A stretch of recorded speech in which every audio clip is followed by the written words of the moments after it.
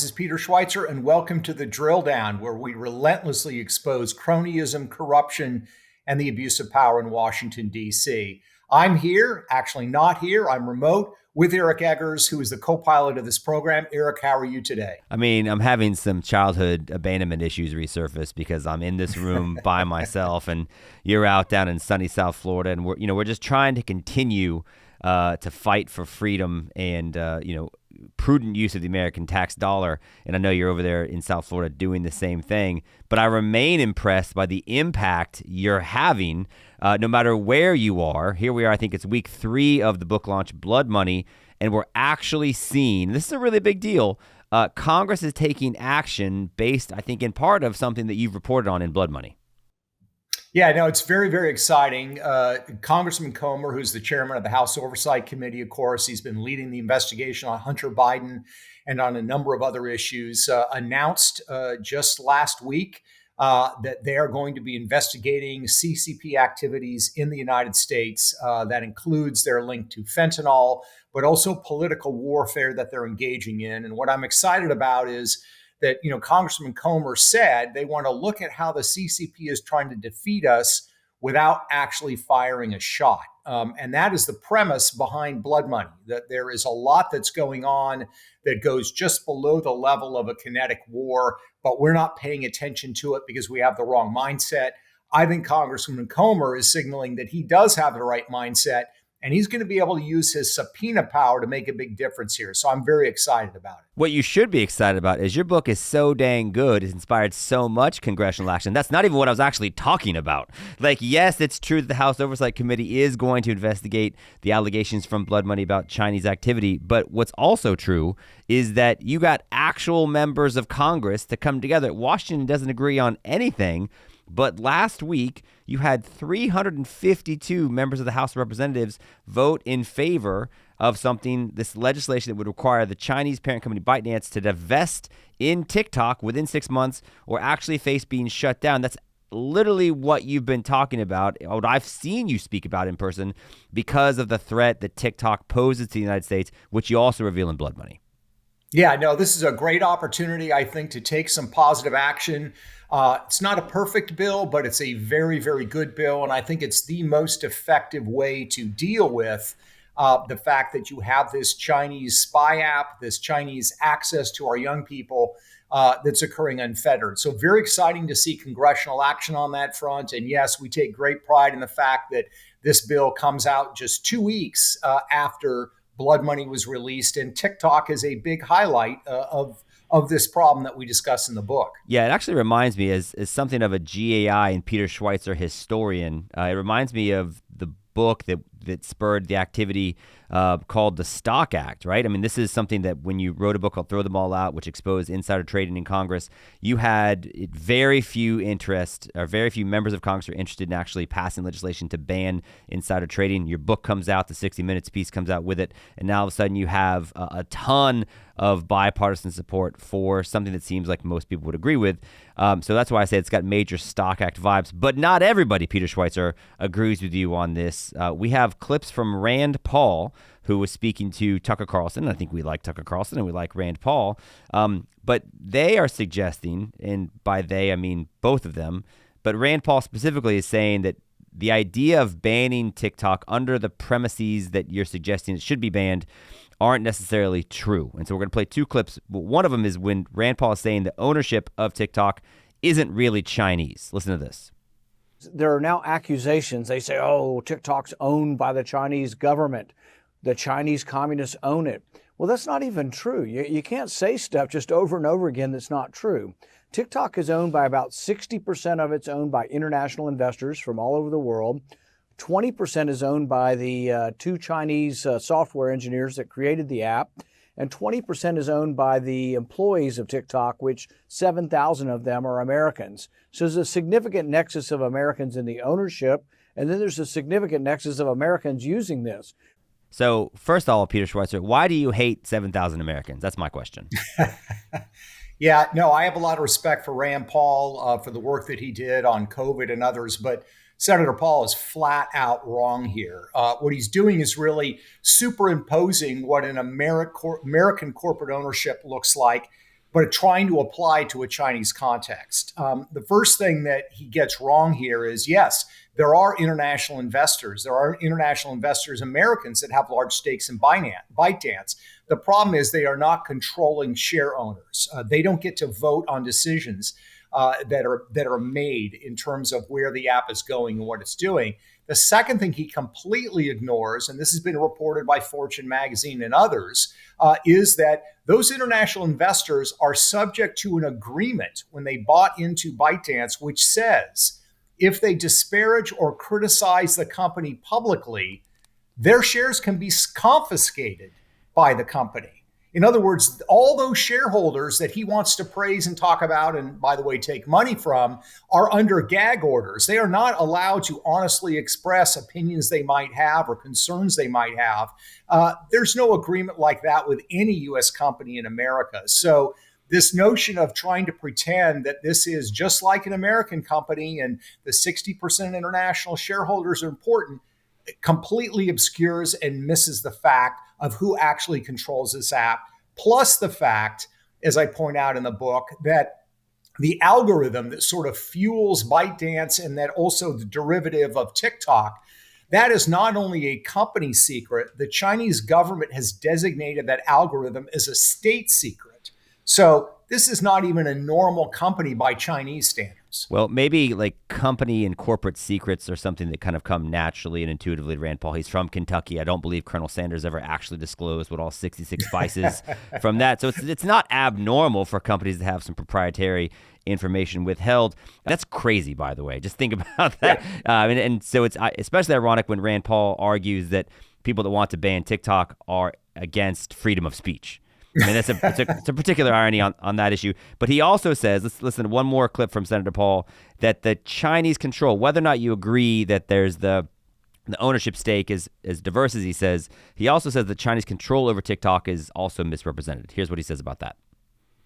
Now, the company that owns TikTok also owns something like TikTok that is censored, and the Chinese let that be broadcast throughout China. The Chinese government does have a member of the board. It's called Douyin. It's the Chinese TikTok. But they don't have a member of the board of ByteDance. They don't control ByteDance. And the data is now kept in Oracle Cloud, centered in Texas. Yeah, again, God bless Rand Paul. I agree with him on so many issues. He's either not being honest here or he's just being naive. The cloud is held in Texas, not in China. But guess what? The parent company, ByteDance, has access to that data. And it's already been demonstrated repeatedly that they have accessed that data. So again, this is a sort of ridiculous, naive position. I would hope that Senator Rand Paul would look at this again and he would use the same skepticism and incisive mind he used to dissect Tony Fauci, that he would use that same mind to look at what the CCP is actually doing.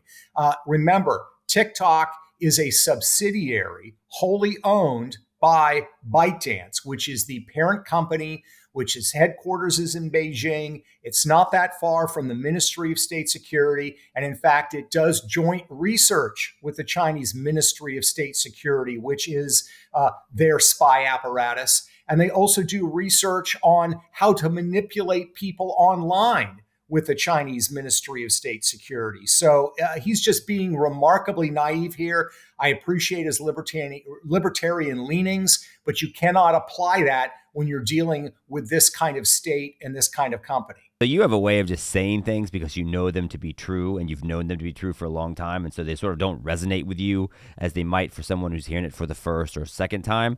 But just for people that haven't been as clued into this as you have been, the last two things you said, I think, should just give a lot of people pause as they consider this conversation. And I recognize that reasonable people can disagree. We also, by the way, are about to talk about a third reason why Rand Paul may be representing this as he is. Maybe not an honesty issue or a naivete issue, but a bankrolling issue. But the fact that TikTok partners with Chinese's spy ministry, number one, and number two, that they've done research and that they've also done research on how to manipulate people online seems problematic, yeah? Yeah, I would say so. And again, I mean, this is the situation. If you are a company in China, you're at the beck and call of the Ministry of State Security. But it even goes further, as I pointed out. They're actually doing joint research. The algorithm, as I said, is a state secret. So even by Chinese standards, ByteDance is not a normal company.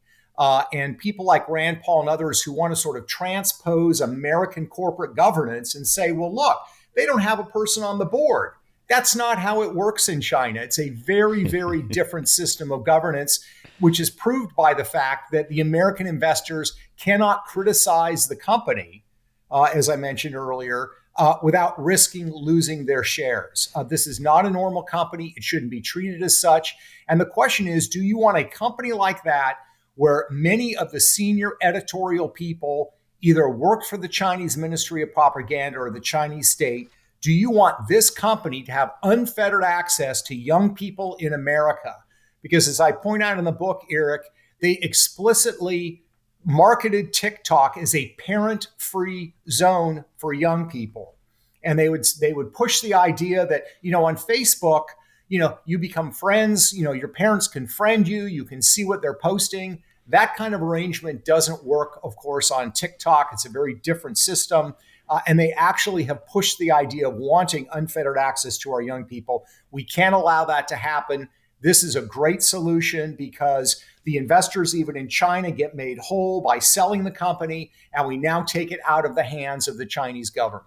Yeah, you actually write several different things in Blood Money that I think are quite alarming for people. By the way, Rand Paul is not the only one who is against this ban, although he has maybe arguably been more consistent being against the banning of it. And there's reasons why people like Vivek Ramaswamy, who, when he was campaigning, called TikTok digital fentanyl, now has come out against the ban. And that has to do with a guy named Jeff Yass. And so you talked about that at the speech I saw you give in Palm Beach last week, which, for whatever it's worth, for people that are considering hiring Peter Schweizer to come give a speech, the Palm Beach County Republican Club said it's the best speech they've ever heard. Like, he was literally, I had to be as secure as beating them back with their walkers, as it turned out. So, but this guy named Jeff Yass is worth $27 billion. He's one of the richest people in the United States. And he made his money with his firm is called Susquehanna International Group, or SIG, and they have a China-focused VC arm, SGI China. And going back 10, 12 years ago, they started investing in and propping up Chinese startups, and they currently have 369 Chinese startups they've funded, including a company that would become ByteDance. They invested $5 million over a decade ago in ByteDance. It's reportedly a 15% ownership stake today. Jeff Yass's firm has. Yass's personal share is believed to be valued at $21 billion. Now, his net worth is $27 billion. His investment in ByteDance is believed to be worth $21 billion. So you could see that, he's a big fan of ByteDance and TikTok, and he's also a big fan of Rand Paul. He's given Rand Paul, since 2015, at least $23 million to his various political campaigns, including when he ran for president in 2016. He gave $10 million to his recent Senate reelection campaign in 2022. So do we think that that's a coincidence, or do we think that Rand Paul maybe has other reasons for not necessarily being so bothered by the lack of freedom of speech issues for TikTok shareholders and other impact it may have on America's youth? Yeah, no, I think that's a great question. I mean, look, I think if you look at Senator Rand Paul, there's a certain consistency to his view. He's libertarian.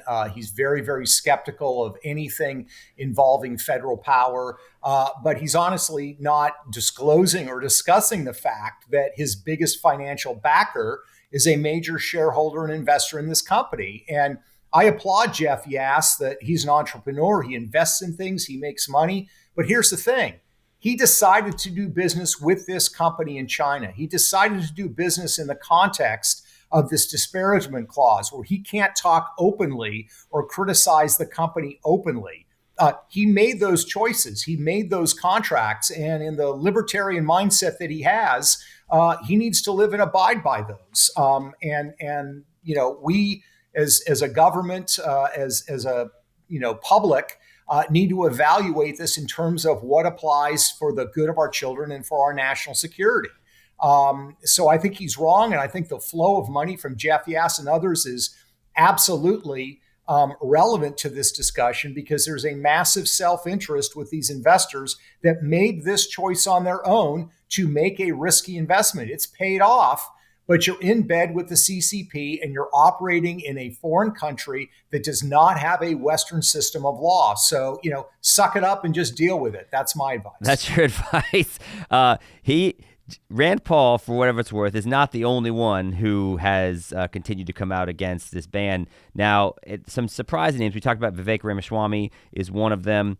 Former President Donald Trump. You may have heard, Peter Schweizer. I know you're down there meeting with prospective donors.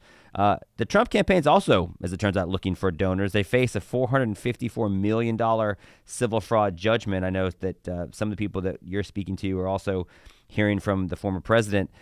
In 2020, Donald Trump actually issued an executive order saying TikTok was a threat to national security, foreign policy, and the economy of the United States. He actually tried to ban it. But he's since come out against this TikTok ban.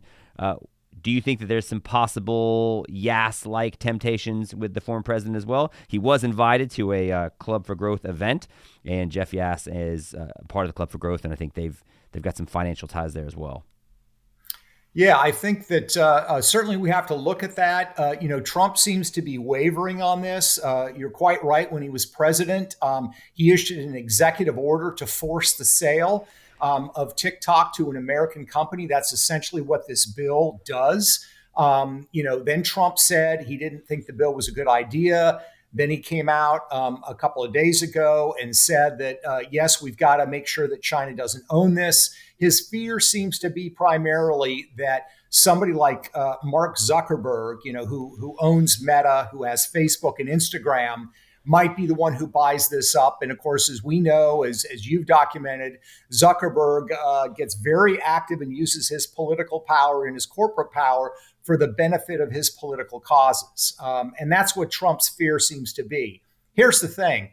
There is no way that it would ever pass antitrust scrutiny for Mark Zuckerberg to be able to buy this. He already has two of the largest social media platforms in America. They're not going to give him the number one, which is TikTok.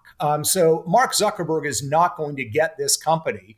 I think what you're going to see is a company emerge that's going to bid that's probably not even in the online space because TikTok is such a powerful app. So I understand the concerns that people have. There are certainly things we need to be doing to look and curtail the power of big tech companies like Facebook.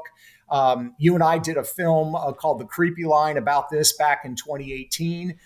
My view is let's deal with TikTok first, and then let's look at other ways we can curtail the power of these US-based online platforms as well. But it's not an either or thing. We need to do both.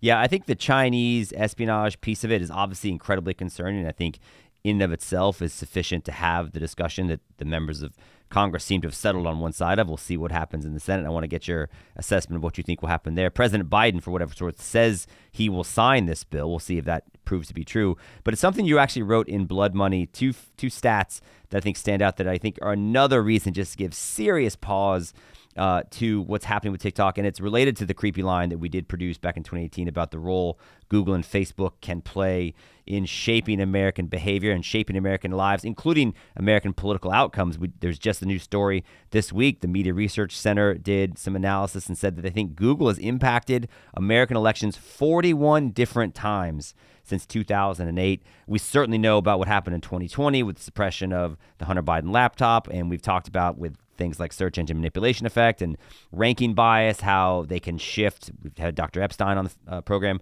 tens of millions of votes among independent voters. So that's a real threat. And so in that context of what social media companies can do to American politics, what you wrote in Blood Money is this. Because every TikTok feed is unique, there's no way of knowing what each person is seeing. That gives the app tremendous stealth power to shape or distort public opinion, the specifics of which are at least untraceable to us. And you noted that the algorithm, which allows them to do that, is a state Chinese secret.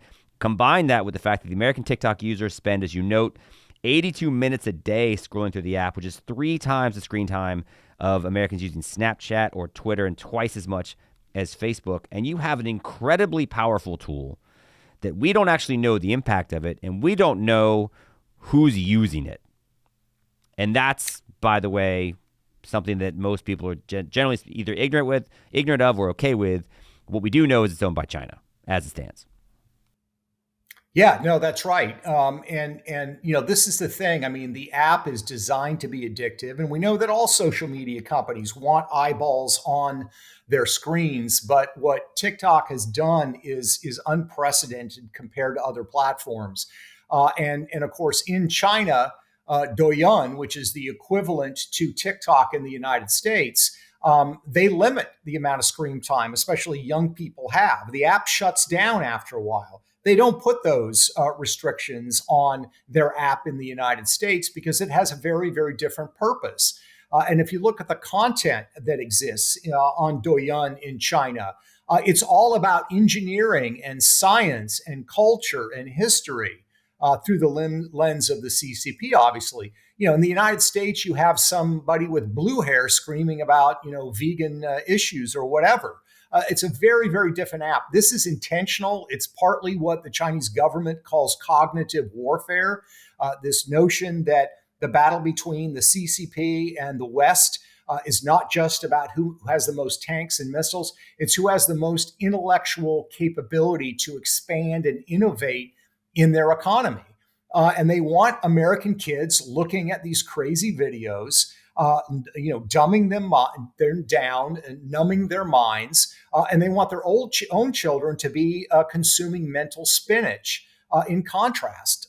So it just shows again that the goals and the interests of the company, TikTok, are steered much more by the interest of the CCP than they are in the interest of the consumer. Yeah, ironically, an app that focused on history, engineering, math, culture in the United States would never work, because why would the kids play with that if they can play on TikTok?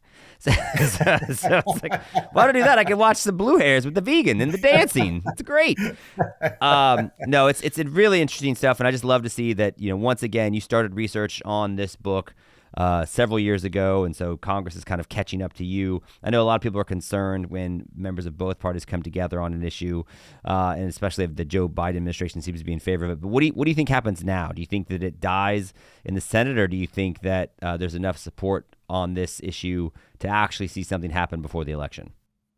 Well, I think there are going to be efforts in the Senate to not even have a vote. I think that's what Senate Democrats are certainly going to push for. And honestly, I'm skeptical.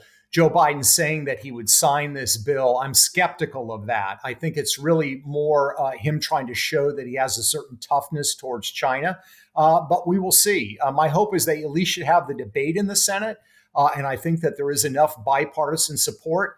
I'm obviously skeptical when people in Washington, D.C. want to expand their power in some way. But this bill is so narrow in its focus. It's specific only to media companies that are owned by a foreign adversarial power. You don't get much more specific than that. They were originally going to write the bill to apply only to ByteDance and TikTok, but it was deemed pretty quickly that would not be constitutional. You can't just name one company to pass the law. So I think it's a great solution, and I'm very, very glad that the research and work that we do at GAI is again helping inform the public debate in a good way. Because ultimately, as we talk about all the time, Eric, it's not just about alerting people. We're hoping that we're going to spur people to action. That seems to have happened in this case. No, I think it's excellent. It's absolutely true. It's a fascinating development, and it's very encouraging. I think it does speak to when you report facts, as we try to do here at the Government Accountability and in your books and on this Drilldown podcast. Good things can happen, and that's what we've done. We report facts, and you're seeing members of Congress take legislative action. That's one of my takeaways. The other takeaway is that your book's been out 3 weeks, and you've already got 2 different distinct congressional actions because of the reporting in this book. So it just further underscores my long-standing belief that you've been on the road for 2 weeks. You don't actually have to be in the office to be effective. And I know you know that's a personal belief of mine, Peters. So, congratulations, way to go. Well, thank you, Eric. I appreciate you taking care of the mothership while I'm gone. And we appreciate you, the audience, as always, taking your time to listen to this podcast. We know there are a lot of them out there. We know your time is valuable. So thank you for taking the time. You can find out more about our research at thedrilldown.com. You can find my book, BloodMoney, at bookstores everywhere. It's at Amazon, it's at Costco, it's at Walmart, at Barnes & Noble. And we appreciate you always listening to us. Until next time, thank you very much.